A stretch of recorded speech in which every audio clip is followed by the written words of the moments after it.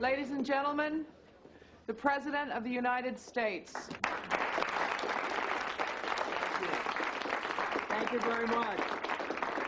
Thanks a lot.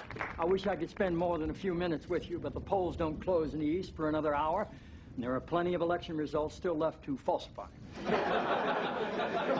You know, with so many people participating in the political and social debate through call-in shows, it's a good idea to be reminded every once in a while. It's a good idea to be reminded of the awesome impact.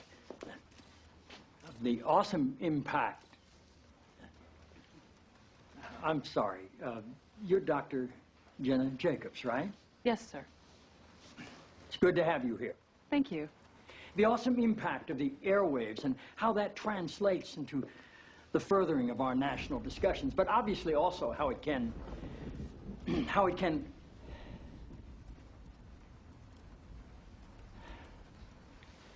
Forgive me, Dr. Jacobs.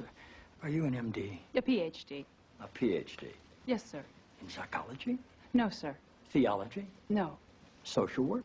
I have a PhD in English literature. I'm asking because on your show people call in for advice and you go by the name Dr. Jacobs on your show, and I didn't know if maybe your listeners were confused by that and assumed you had advanced training in psychology, theology, or healthcare. I don't believe they are confused, no, sir. Good. I like your show.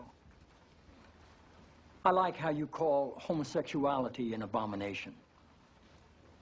I don't say homosexuality is an abomination, Mr. President. The Bible does. Yes, it does. Leviticus 18:22. Chapter and verse. I wanted to ask you a couple of questions while I had you here. I'm interested in selling my youngest daughter into slavery as sanctioned in Exodus 21:7. She's a Georgetown sophomore, speaks fluent Italian, always cleared the table when it was her turn. What would a good price for her be? While thinking about that, can I ask another? My chief of staff, Leo McGarry, insists on working on the Sabbath. Exodus 35:2 clearly says he should be put to death. Am I morally obligated to kill him myself, or is it okay to call the police? Here's one that's really important, because we've got a lot of sports fans in this town.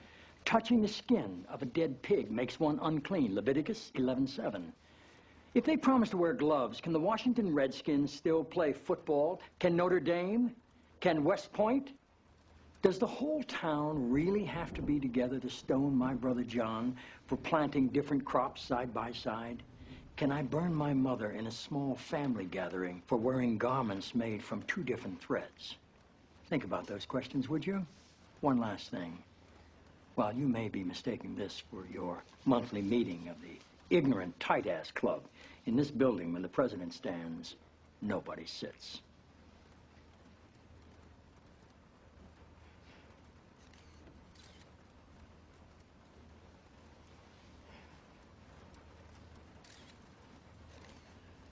Toby. Yes, Mr. President.